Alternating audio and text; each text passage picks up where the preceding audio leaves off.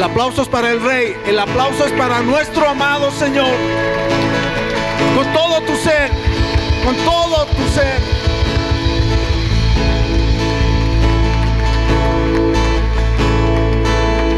El resplandor del Rey, vestido en majestad. Amén. La tierra entera, tu pueblo te adora, Señor. En ti se alegrará. Tu pueblo sabe alabarte, Señor. Cubierto por su luz. Mira nuestros corazones, Señor. Las tinieblas huirán. Y tiemblan ante Él. Y tiemblan ante Él. Levanta tu voz. Cuán grande es Dios. Canten hoy cuán grande es Dios. Y todos a una voz. Cuán grande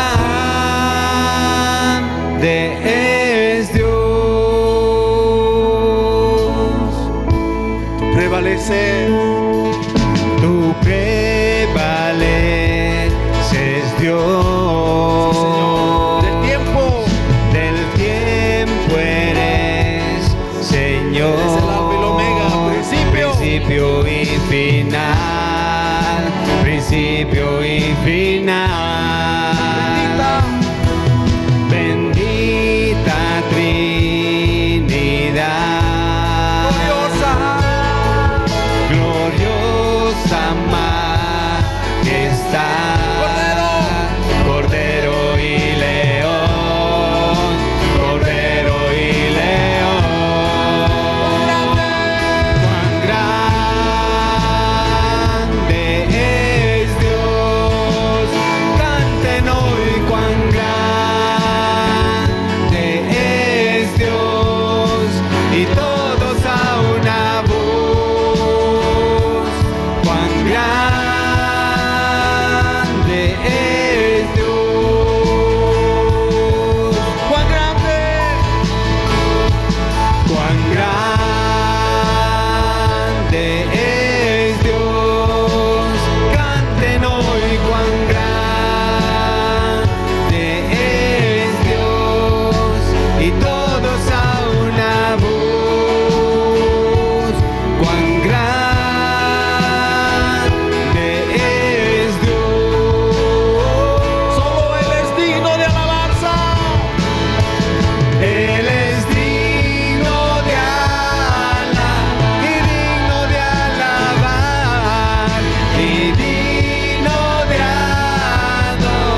digno de adorar. Vamos a declarar cuán grande es Dios.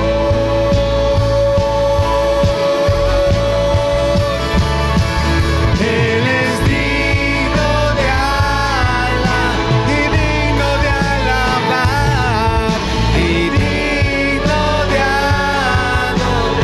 digno de adorar. Vamos a declarar cuán grande es Dios. Y los hijos de Dios levantan la voz y dicen: Cuán grande es Dios. Eres digno de alabanza, Señor. Canten hoy cuán grande es Dios. Y todos a una voz. Cuán grande es Dios. Te cantamos con el corazón, amado. Cuán grande es Dios. Canten hoy cuán grande es Dios. Y todos a una voz. Cuán grande es Dios. Mi corazón entona. Mi corazón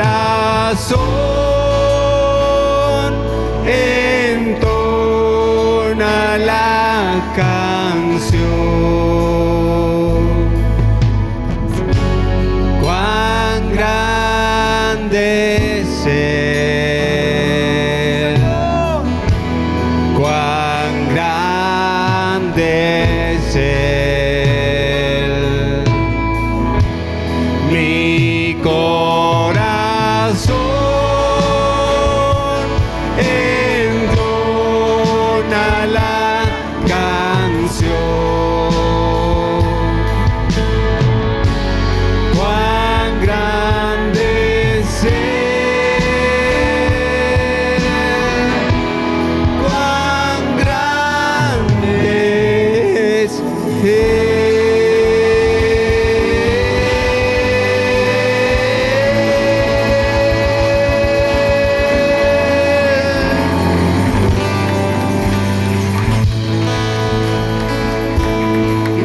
Grande es nuestro Señor, digno de alabanza, digno de honor eres tú.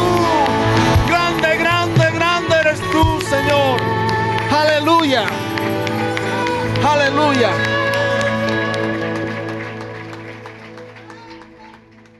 Bien, hermanos, una bendición para mí estar acá, poder compartir la palabra.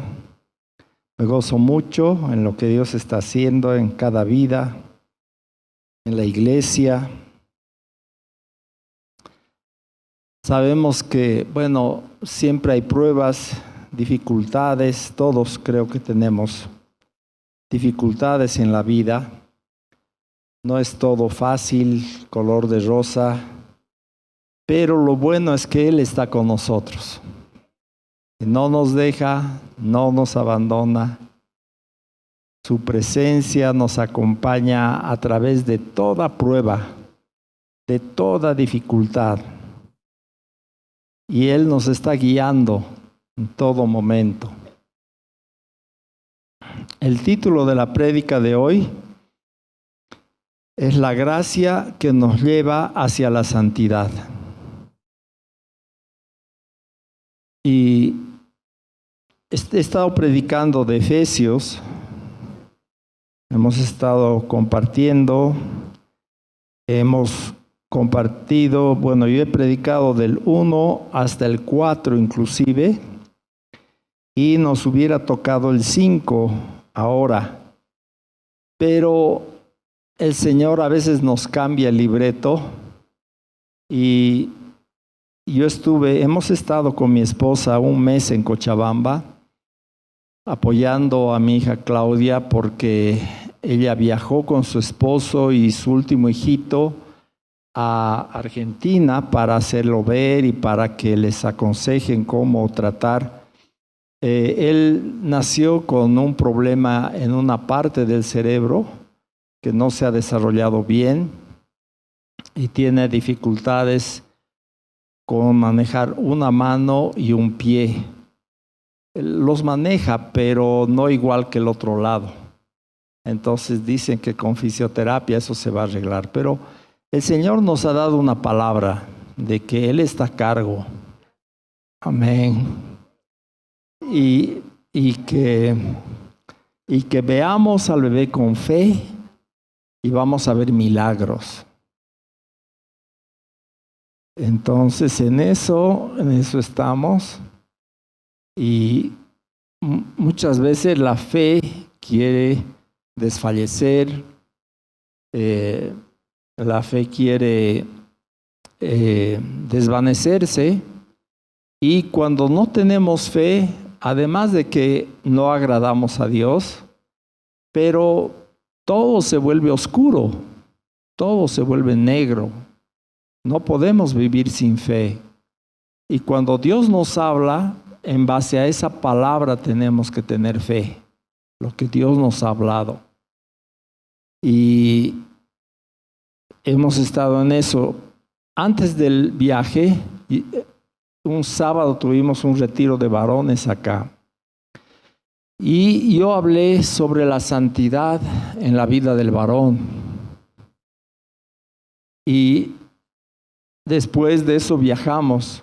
Al día siguiente, no, ese mismo día, sábado, viajamos a Cochabamba después de esa reunión. Y mientras estuve allá, esa palabra siguió dando vueltas en mi corazón y Dios me siguió revelando sobre esa palabra. Entonces, claro, yo pensé, no, Señor, ya he dado la prédica. ¿Para qué me vas a...? Y el Señor me habló y me dijo, la palabra que te revelo no es para que prediques, es para que tú comas, tú te alimentes con la palabra. Y tienes razón. A veces nos enfocamos tanto en predicar que ya no estamos viendo lo que Dios quiere hacer con nosotros. No quiere que hagamos cosas. Dios quiere que le amemos a Él.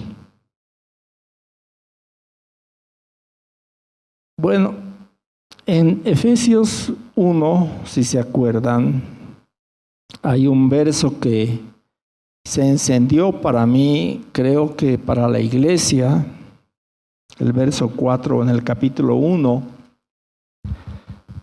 dice, según nos escogió en Él antes de la fundación del mundo, para que fuésemos santos y sin mancha delante de Él.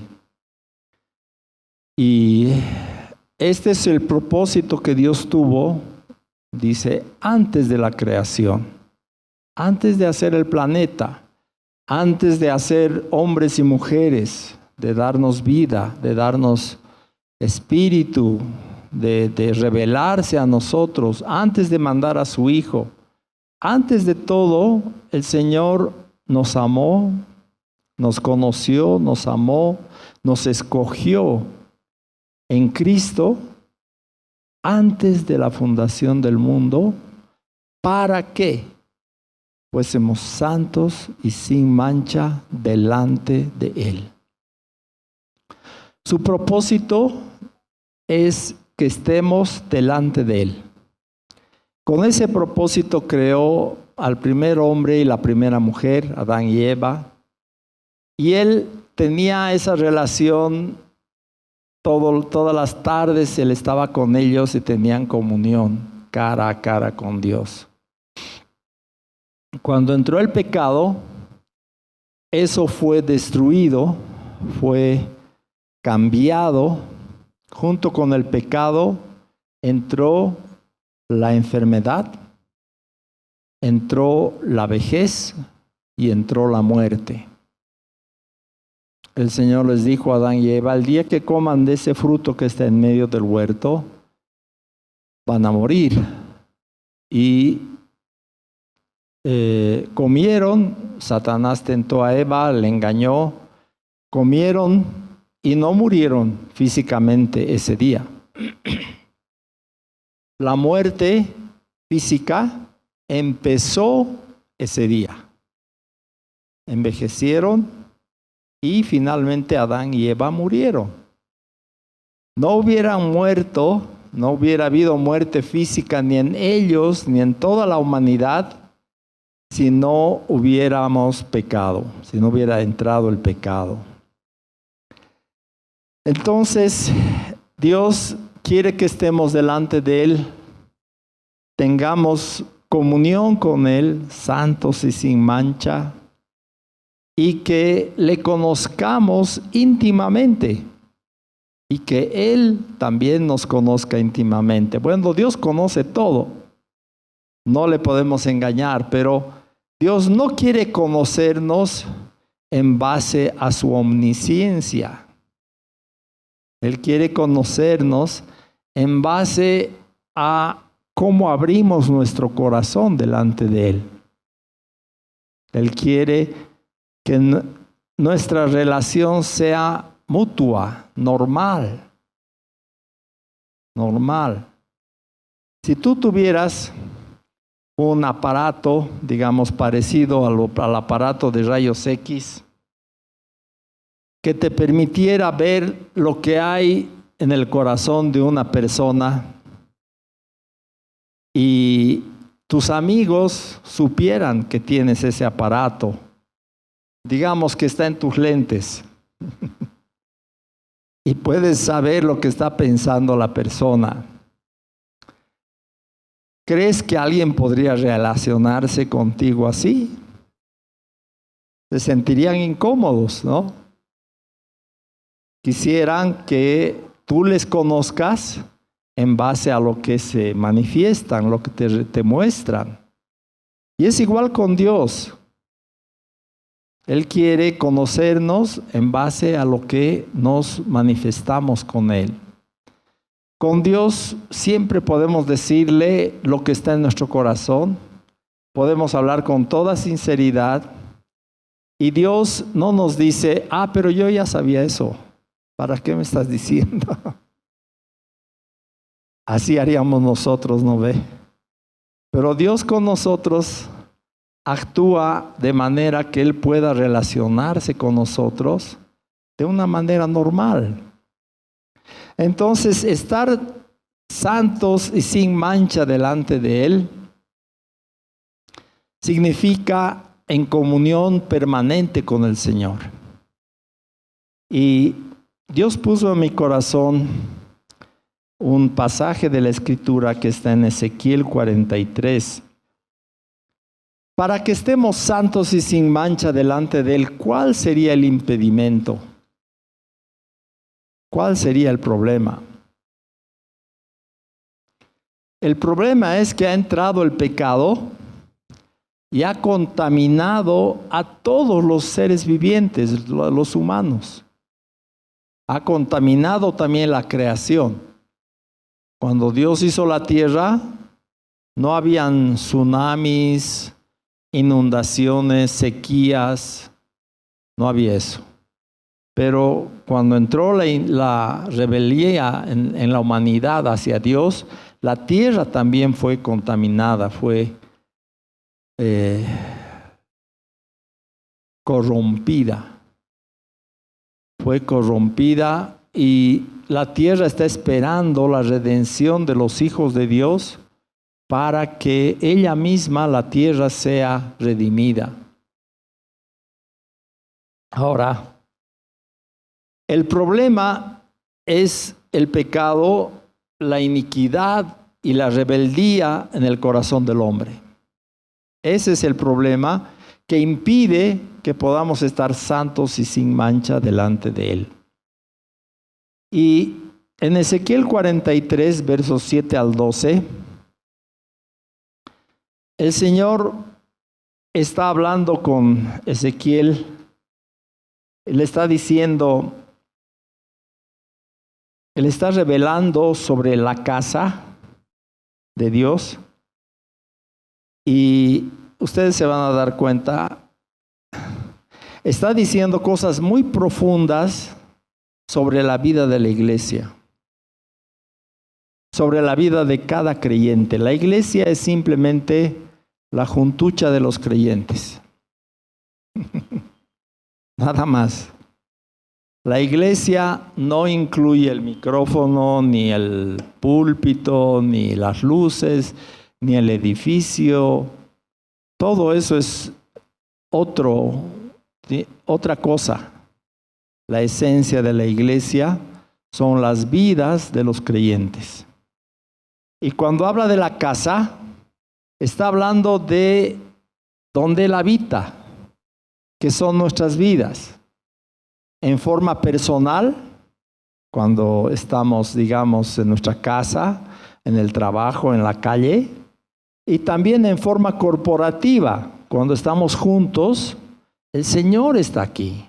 Él habita en medio de la iglesia, en medio de la alabanza de su pueblo. Está habitando. Desde el verso 7, Ezequiel 43, 7. Y me dijo, hijo de hombre, este es el lugar de mi trono, el lugar donde posaré las plantas de mis pies, en el cual habitaré entre los hijos de Israel para siempre. Y nunca más profanará la casa de Israel mi santo nombre, ni ellos ni sus reyes, con sus fornicaciones, ni con sus cuerpos muertos de sus reyes en sus lugares altos. Vamos a ver verso por verso. Miren, el corazón de Dios es habitar en medio del pueblo para siempre. Su plan no era tener que dejar el templo, su presencia ahí, tener que sacar su gloria del templo, porque eso sucedió. Fue tal la contaminación, el pecado, que Dios dijo, no puedo estar acá. Entonces, su propósito es habitar para siempre, lo que hemos visto en Efesios 1:4.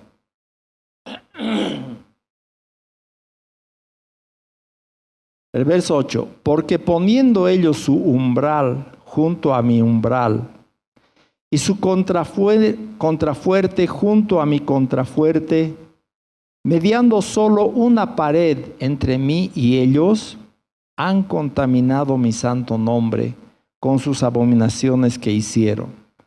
Por tanto, los consumí en mi furor.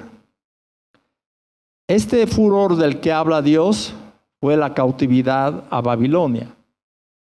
Fueron llevados cautivos. El rey Nabucodonosor entró en Jerusalén, destruyó todo, destruyó el templo, se sacó todo lo que había de riqueza, el oro, la plata y hasta el bronce se lo llevó a Babilonia.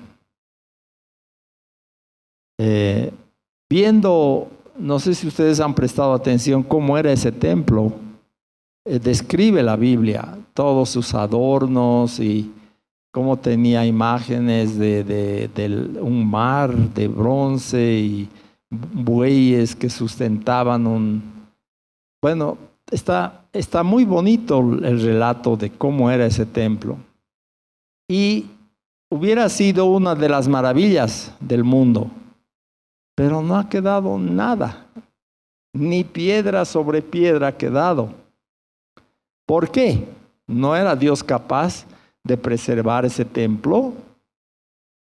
Claro, para Dios no hubiera sido difícil. Entonces, ¿por qué dejó que se destruya? Muy sencillo, porque ese templo físico no puede simbolizar, pero no es el templo verdadero de donde Dios habita. Dios no habita en templos hechos por manos de hombres. ¿Dónde habita? En nuestro corazón. Ahí habita el Señor. Entonces, tenemos que ver este pasaje en el contexto de lo que ha pasado históricamente y también lo que Dios quiere que aprendamos ahora para nuestra vida. Entonces, históricamente, Dios dejó que venga Nabucodonosor, su ejército, y destruya y los lleve cautivos, mate al rey, degüelle a sus hijos y le saquen los ojos al rey. Bueno, si quieren pueden leer, está en Jeremías, más clarito describe lo que pasó. Pero el propósito de Dios era habitar para siempre. ¿Se pudo lograr ese propósito con el pueblo de Israel? No. ¿Por qué? Porque ellos no dejaron su idolatría, no fueron fieles a Dios y mantuvieron sus fornicaciones y tenían la costumbre de enterrar a sus muertos en los lugares más santos, no sé. Hasta ahora la Iglesia Católica, bueno, no sé si no siguen enterrando dentro de la iglesia, pero en el pasado sí, todos los sacerdotes, los obispos los enterraban dentro de la iglesia. Y para Dios eso es una abominación, no se puede. Si es un lugar santo no puedes contaminarlo con muertos. Ya, pero no se pudo establecer ese lugar como la habitación de Dios para siempre, como Él planeaba, porque ellos han contaminado su santo nombre con sus abominaciones que hicieron. Y esa es una primera parte que muestra cómo no se pudo concretar el plan de Dios para con Israel. Y luego viene una segunda parte a partir del verso 9, donde Dios muestra cómo es, por dónde es el camino. Dice, ahora, el verso 9, arrojarán lejos de mí sus fornicaciones y los cuerpos muertos de sus reyes, y habitaré en medio de ellos para siempre. O sea, vuelve al mismo propósito, del verso 7. Habitaré en medio de ellos para siempre. Tú, hijo de hombre, muestra a la casa de Israel esta casa, y avergüéncense de sus pecados, y midan el diseño de ella. Y si se avergonzaren de todo lo que han hecho, hazles entender el diseño de la casa, sus descripciones y todas sus configuraciones y todas sus leyes, y descríbelo delante de sus ojos para que guarden toda su forma y todas sus reglas y las pongan por obra. Esta es la ley de la casa. Sobre la cumbre del monte, el recinto entero, todo en derredor será santísimo. He aquí que esta es la ley de la casa. Si pensamos en una construcción, Eddie es arquitecto, la construcción de una casa, sus formas, su estructura, ¿puede enseñarle al hombre cómo vivir con Dios? No. Podemos analizar muchos edificios, no va a cambiar eso en nuestra vida. Entonces, ¿de qué está hablando Dios acá? Muestra a la casa de Israel esta casa y avergüéncense de sus pecados. Midan el diseño de ella. Está hablando en un sentido espiritual de lo que es la casa de Dios, no de una construcción, porque una construcción no te va a llevar al arrepentimiento. ¿No ve? ¿Se dan cuenta? ¿No ve? No lleva al arrepentimiento. Entonces, ¿de qué está hablando? Está hablando de la visión de la casa de Dios, que tiene reglas, tiene principios.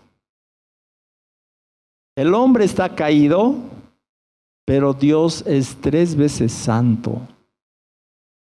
Y ese es un principio que nunca cambia ni va a cambiar, el de Dios. Los hombres sí, podemos ser redimidos. Podemos dejar el pecado, podemos recibir el perdón de pecados y la justicia de Cristo y estar delante de Dios. ¿Cómo vamos a estar? Cuando partamos de este cuerpo, vamos a estar delante del Señor. Pero el Señor está revelando cómo es la ley de la casa. Y quiere llevarnos a avergonzarnos de nuestros pecados para poder alinear nuestra vida con los principios de la casa. El Señor no va a cambiar, hermanos. Esta es una verdad eterna. Él es santo, 3 veces santo, para siempre, desde siempre y para siempre. Los que tenemos que cambiar somos nosotros para amoldar nuestra vida a los principios y reglas de la casa. Todo es santísimo en esta casa. Hasta el monte donde está la casa, todo alrededor será santísimo. Esta es la ley de la casa. Le dice Dios al profeta Ezequiel, muéstrales esto a la casa de Israel. ¿Para qué? Para que se arrepientan, para que se avergüencen. Avergonzarse es un poquito más que arrepentirse. Porque tú puedes estar lamentando lo que has hecho, pero avergonzarte es que ha ocurrido algo más en tu vida. Dios te ha traído revelación sobre cuán vergonzoso es tu pecado. No solamente lo malo, sino lo vergonzoso que es tu pecado. Y ese arrepentimiento es un arrepentimiento de corazón que te lleva a no querer pecar más, a no abrir más tu corazón al pecado. Cada uno de nosotros tenemos áreas de pecado, donde somos más débiles que en otras áreas. Por ejemplo, yo no tengo problema con el cigarro. Nunca he fumado y no me interesa. Pero mi hermano Mario acá le ha costado dejar el vicio. Dios ha tenido que hacer un milagro en su vida para que deje el cigarro. Claro, cuando estaba empezando, ¿no ve? Ya no fuma. Pero al principio sí. Y así, tenemos diferentes áreas de pecado. Hay otras áreas que quizás donde yo soy débil y él es fuerte, nunca ha tenido problema con eso. Pero estando delante del Señor, no tenemos justificativo para nuestro pecado. Y Dios nos ha dado la gracia, el perdón, la redención en Cristo, con el propósito de que nosotros podamos ser obedientes y podamos vencer esa inclinación natural que todos tenemos hacia el pecado. Para eso es la gracia. Como nos dice Tito 2:11. Tito 2:11 al 15, al 15 dice: porque la gracia de Dios se ha manifestado para salvación a todos los hombres, enseñándonos que renunciando a la impiedad y a los deseos mundanos, vivamos en este siglo sobria, justa y piadosamente, aguardando la esperanza bienaventurada y la manifestación gloriosa de nuestro gran Dios y Salvador Jesucristo, quien se dio a sí mismo por nosotros para redimirnos de toda iniquidad y purificar para sí un pueblo propio, celoso de buenas obras. Esto habla y exhorta y reprende con toda autoridad. Nadie te menosprecie. Le está escribiendo Pablo a Tito. ¿Para qué se ha manifestado la gracia de Dios? El verso 11. Para salvación. Para salvación. La gracia es para nuestra salvación. Porque sin la gracia, todos estaríamos condenados al infierno. Nadie se salvaría. Nadie sería salvado por Dios. Pero la gracia no es solamente, no se queda ahí. Esta salvación empieza con el perdón de nuestros pecados, empieza con la obra de Cristo en la cruz, pero avanza para enseñarnos a vivir. Por eso dice, enseñándonos, es una acción continua. No es de una sola vez en la vida. Es una acción continua de lo que está haciendo la gracia de Dios en nuestra vida. Enseñándonos que renunciando a la impiedad y los deseos mundanos, vivamos en este siglo sobria, justa y piadosamente. La gracia nos enseña a vivir. ¿Cómo debemos vivir? sobria, justa y piadosamente. De una manera que sobrio, ¿qué es? Tomando en serio las cosas. Lo contrario de sobrio, ¿qué sería? Gualaichamente. Chistosamente, informalmente, livianamente. Entonces, sobrio es aquilatando lo que Dios ha hecho por nosotros y dejando que eso nos moldee. El perdón de pecados que Dios nos ha dado es el principio de la gracia. Lo primero con lo que Dios nos presenta cuando venimos a Él es el perdón de nuestros pecados.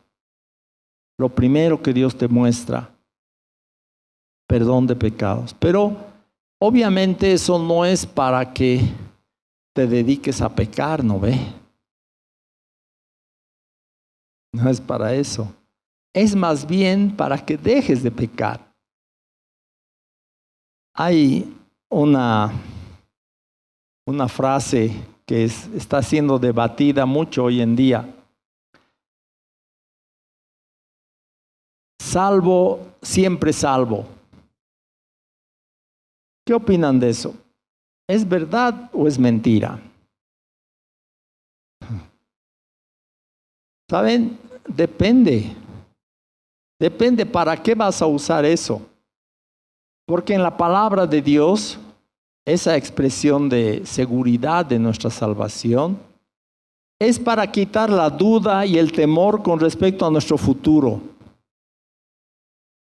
El que está en Cristo no tiene que temer. En Juan 10 dice que Él conoce a sus ovejas, les da vida eterna y que no perecerán jamás y que nadie las puede arrebatar de su mano. El énfasis de Jesús ahí es para que no tengamos temor, inseguridad, porque si nuestra salvación va a depender de nuestra capacidad, estamos fritos. No somos capaces de guardar nuestra salvación sin mancha. Entonces, si tienes mancha, ya estás. No has podido guardar tu salvación. Que el propósito de Dios es que entendamos que no solamente nos ha dado la salvación, sino que Él la guarda. Él cuida de nuestra salvación. Ahora, si vas a usar salvo, siempre salvo, para dedicarte al pecado, estás frito. Vas a llegar al infierno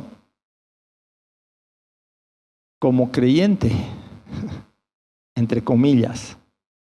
Creyente es el que obedece a Dios. No es el que solamente dice yo soy creyente. Es el que obedece. Para eso nos ha dado la gracia. Para que aprendamos a obedecer. Entonces, dos cosas, hermanos, de esta prédica que no se tienen que olvidar. Una, la ley de la casa es que todo en esa casa es santísimo, muy santo. Hasta el monte donde está. Eso es lo que nos está mostrando. Y que frente a esa santidad, nosotros tenemos que avergonzarnos de nuestro pecado. Tenemos que avergonzarnos. ¿Y qué significa? Si te ha avergonzado, no vas a seguir en eso, ¿no ve? No vas a seguir pecando. Avergonzar significa echarlo de tu vida. ¿Qué haces con lo que te avergüenza? Lo botas, lo sacas. Aquello que es pecado necesitamos aborrecerlo y echarlo de nuestra vida. Cerrar nuestro corazón. La tentación del pecado solo funciona en la medida en que nuestro corazón está abierto. Cuando tú estás abierto al pecado, estás abierto a ser tentado. Cuando en tu corazón hay un deseo de agradar a Dios, cuando en tu corazón hay un deseo de complacerle, es muy fácil decirle no al pecado. Muy fácil. Entonces, cuando estamos siendo tentados, cuando todavía estamos luchando, nos está costando no pecar, es porque nuestro corazón no está claro el agradar a Dios. ¿Se dan cuenta? En muchos casos nos ponemos bajo la obligación de que tenemos que dejar de pecar. Pero por más que tú sepas bien que tienes que dejar de pecar, eso no es suficiente para que venzas la tentación. Tú puedes saber muy bien lo que es pecado y saber muy bien que tienes que dejar de pecar. Puedes, pero eso no quiere decir que vas a tener victoria. La victoria para vencer el pecado se nos da por la gracia de Dios. ¿Qué es eso? El perdón, la misericordia de Dios. Dios te dice, te he limpiado de tu pecado para que ahora puedas obedecer. Y además te he vestido con la justicia de Cristo. Estar vestido con la justicia de Cristo significa que somos aceptos delante de Dios. Y podemos estar delante de Él santos y sin mancha. Ahora, espiritualmente.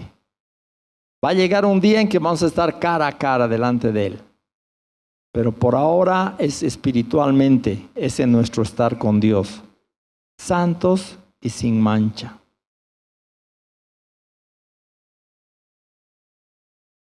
Si la casa, todo en la casa es santísimo, ¿qué hombre podría estar en esa casa? Pero Dios quiere estar con nosotros. ¿No ve? Por eso es que Dios nos ha vestido con su justicia. Dios ya no nos ve con nuestra impureza, nos ve vestidos con la justicia de Cristo. Nos ve vestidos en santidad. Pero Él quiere que esa santidad invada nuestra vida cotidiana, diaria. Él quiere que esa santidad cambie nuestra forma de andar. Dios no nos deja seguir con nuestro pecado. Entonces, si salvo, siempre salvo, lo vas a usar para justificar tu pecado, te vas a encontrar con muchos en el infierno que están ahí diciendo que son creyentes, pero que no han obedecido. Porque obedecer a Dios es hacer lo que Él dice. Y a muchos el Señor Jesús les va a decir, apártense de mí, hacedores de maldad. No les conozco. Pero Señor, en tu nombre hemos predicado, hemos echado fuera demonios, hemos hecho milagros. ¿Qué esperaba Dios que hiciesen? Que obedeciesen.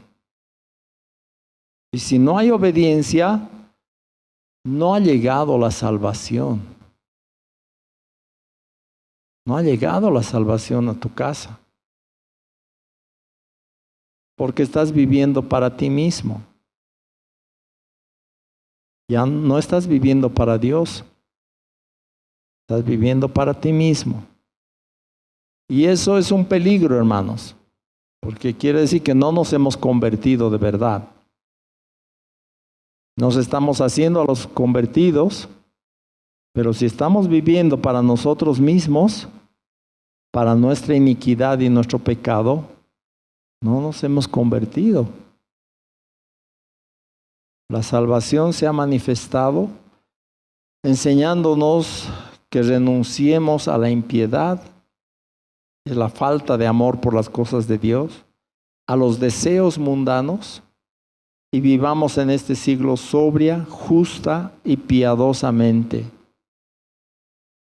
Es justo que Dios mande a su Hijo y dé su vida por nosotros y nosotros sigamos viviendo para nosotros mismos. La manera justa de vivir en vista de lo que Dios ha hecho por nosotros en Cristo es vivir para Él. Eso es justo. No vives así, estás siendo injusto con lo que Dios te ha dado, con lo que Dios ha hecho en tu vida. Estás siendo injusto.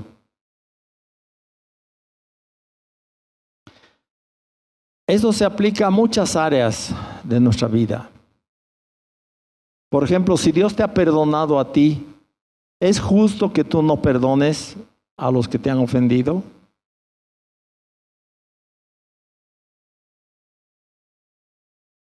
¿Qué es lo justo? Perdonar.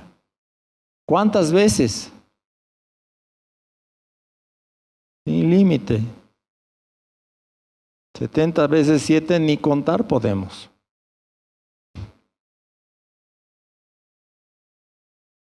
Sin límite, perdonar. Entonces un cristiano nunca debería estar en pelea, en pleito, en conflicto, porque está dispuesto a perdonar, como Dios le ha perdonado, sin límite. ¿No ve? Lo normal.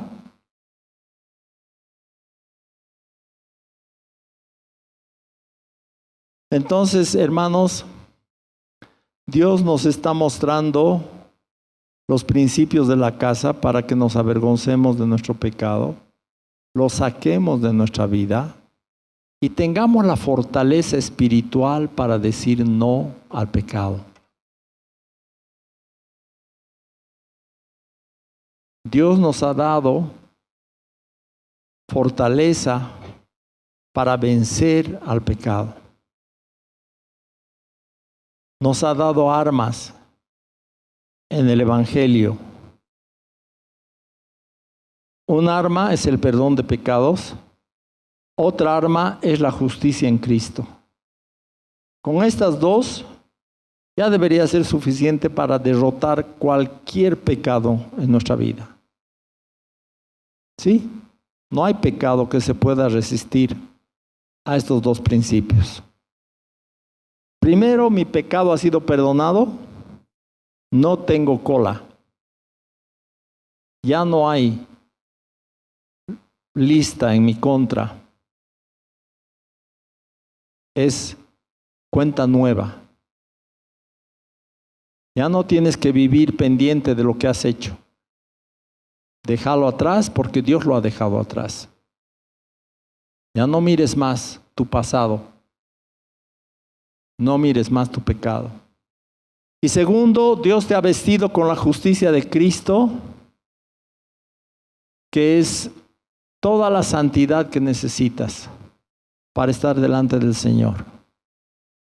Te ha vestido con esa justicia para que tú venzas. Ya no seas vapuleado por tu carne, por tus apetitos, por tus deseos naturales, mundanos. Ya no. El Señor te ha dado la victoria para que tú puedas decir no al pecado. Y el Señor está atento, hermanos, mirando si vamos a decir no. Una escritura más quiero compartir. Está en Éxodo capítulo 28.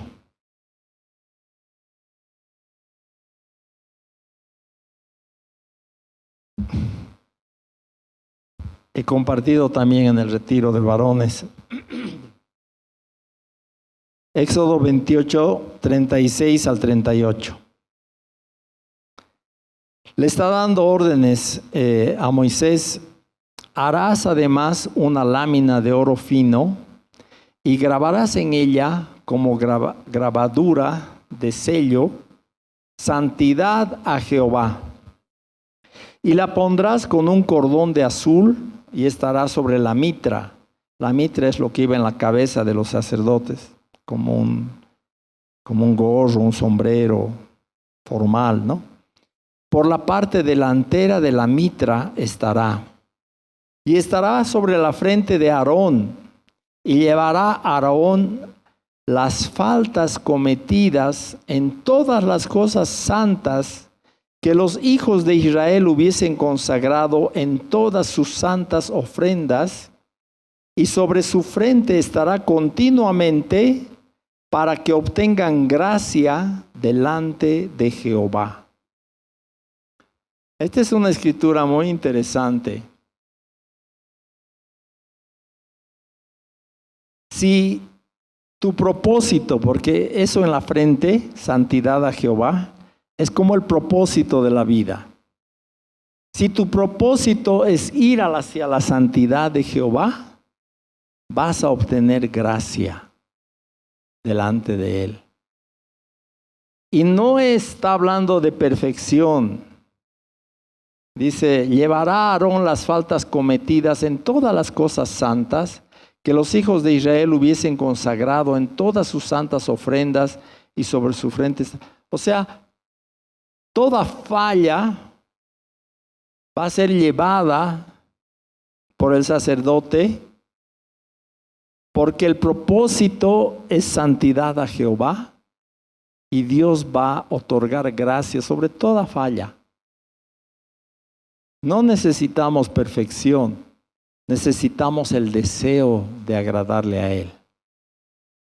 Dios no te pide que seas perfecto, porque lo perfecto ya ha venido por medio de Cristo. Somos perfectos delante de Dios en el sentido de que no necesitamos justificarnos más. En Romanos 4,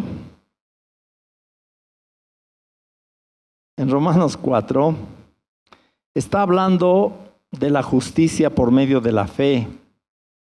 Y está hablando de Abraham. Porque si Abraham, el verso 2 estoy leyendo, Romanos 4, 2. Porque si Abraham fue justificado por las obras, tiene de qué gloriarse, pero no para con Dios. Porque ¿qué dice la Escritura? Que creyó Abraham a Dios y le fue contado por justicia. Pero al que obra, no se le cuenta el salario como gracia, sino como deuda. Mas al que no obra, sino cree en aquel que justifica al impío, su fe le es contada por justicia. O sea que Dios está en contra de las obras. Al que no obra, sino cree en aquel que justifica al impío, su fe le es contada por justicia. Depende para qué estás obrando.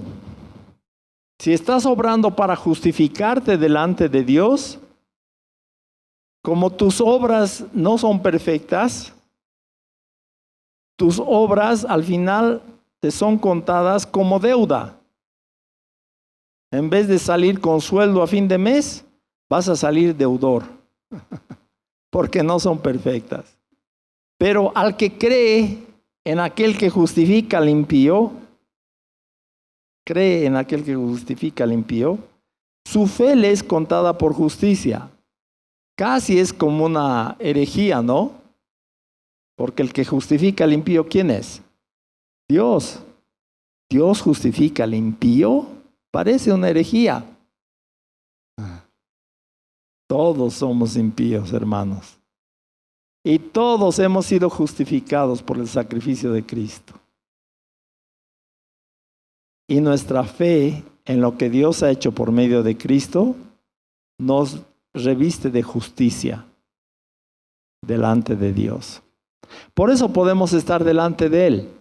Ahora, santos y sin mancha. Por la fe podemos estar delante del Señor. Entonces, si tu propósito es ir hacia la santidad, vas a encontrar gracia. Dios da suficiente gracia para el que quiere vivir en santidad. Y el pecado no nos va a vencer, porque mayor que nuestro pecado es la gracia de Dios, más abundante. No nos va a vencer. Más bien nosotros vamos a vencer al pecado. Cree eso, porque así es. Apóyate en eso, porque así lo ha dispuesto Dios. No es para que el pecado nos siga derrotando, es para que le venzamos. ¿Cómo? Con el corazón de agradecimiento para con Dios, con un corazón de amor hacia el Señor. ¿Se acuerdan lo que el Señor le pregunta a Pedro? ¿Me amas?, le dice.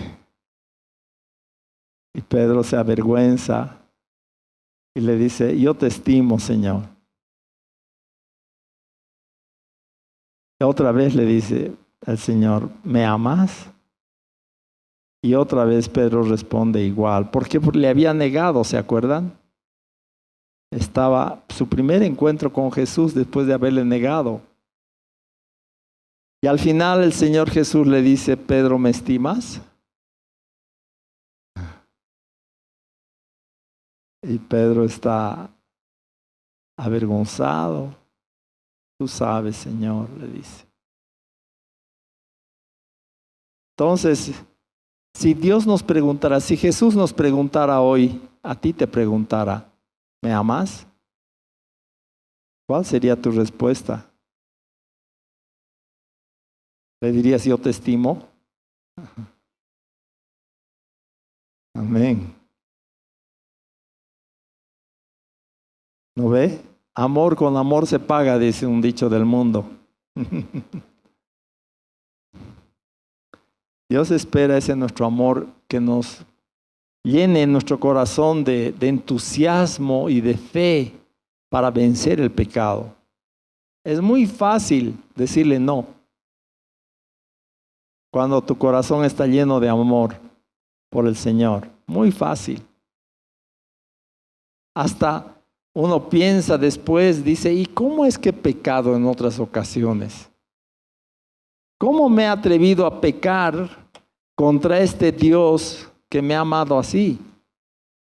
¿Te ha pasado o no? ¿Cómo he podido pecar? Porque no estamos conscientes de lo que Dios ha hecho por nosotros. Y nos dejamos llevar por apetitos. Que en el Señor, fácil decir no. Sí, en el Señor es fácil decir no a los apetitos carnales. Él nos ha dado victoria, nos ha dado fuerza, fortaleza, nos ha dado visión, nos ha dado aliento, ánimo para agradarle con todo nuestro corazón. Amén, hermanos. Vamos a ponernos en pie. Un último, está en 1 Crónicas 16:29. Dad a Jehová la honra debida a su nombre. Traed ofrenda y venid delante de él. Postraos delante de Jehová en la hermosura de la santidad.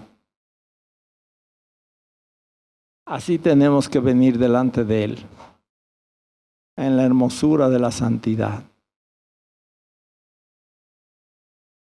En otras versiones dice, en la gloria de la santidad, en el esplendor de la santidad. Ven, trae tu ofrenda, póstrate delante de él en la hermosura de la santidad. Señor, gracias por tu palabra. Gracias, Señor, por el aliento que traes a nuestra vida para decir no al pecado, para vivir santa, justa, piadosamente. Señor, enséñanos a escuchar lo que la gracia nos enseña. Enséñanos a vivir de manera que sea agradable a ti nuestra vida. Que nuestro corazón esté agradecido y amándote, Señor, con todo. Amarte con todo, de verdad, no por obligación, no por temor, con la certeza de que tú nos has salvado y nos guardas para vida eterna. Gracias, Señor, te damos. Para ti es todo el honor y toda la gloria. Amén. El resplandor del Rey, vestido en majestad. amén. La tierra Entera, tu pueblo te adora, Señor. en ti se alegrará. Tu pueblo sabe alabarte, Señor. Cubierto por su luz, Mira nuestros corazones, Señor. las tinieblas huirán. Tiembla, Y tiemblan ante él. tiembla. Y tiemblan ante él. Levanta tu voz. Cuán grande es Dios. Canten hoy cuán grande es Dios. Y todos a una voz. Cuán grande es Dios. Prevalece. Tú prevaleces, Dios. Sí, Señor. Del tiempo. Del tiempo eres, Señor. Eres el alfa y el omega, principio. Principio y final. Principio y final. Bendita, Bendita Trinidad. gloriosa, Gloriosa majestad. Cordero y león. Cordero y león. Cuán grande es Dios. Canten hoy cuán grande es Dios. Y todos a una voz. Cuán grande es Dios. cuán grande. Cuán grande es Dios. Canten hoy cuán grande es Dios. Y todos a una voz. Cuán grande es Dios. Solo Él es digno de alabanza. Él es digno de alabar y digno de adorar y digno de adorar. Vamos a declarar cuán grande es Dios.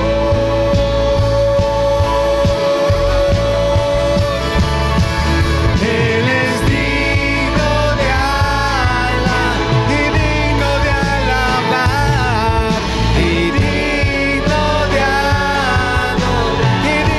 de adorar. Vamos a declarar cuán grande es Dios. Y los hijos de Dios levantan la voz y dicen: Cuán grande es Dios. Eres digno de alabanza, Señor. Canten hoy cuán grande es Dios. Y todos a una voz. Cuán grande es Dios. Te cantamos cantemos con el corazón, amado. Cuán grande es Dios, canten hoy cuán grande es Dios, y todos a una voz, cuán grande es Dios. Mi corazón entona. Mi corazón entona la canción. Cuán grande es Él, cuán grande es Él. Mi corazón entona la canción. Cuán grande es Él, cuán grande es Él.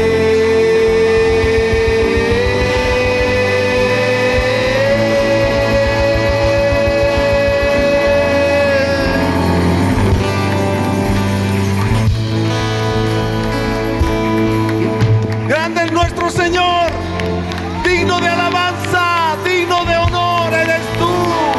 Grande, grande, grande eres tú, Señor. Aleluya, aleluya. Esperamos que el mensaje de hoy haya sido de bendición para tu vida. Si necesitas consejería o apoyo en oración, por favor no dudes en contactarte. Escríbenos a los siguientes números de WhatsApp. En la Ciudad del Alto, al número 719-05-791. 719-05-791. En la zona central, al número 732-11354. 732-11354. En la zona sur, al número 75 25 70 56. 75 25 70 56. Que Dios te bendiga.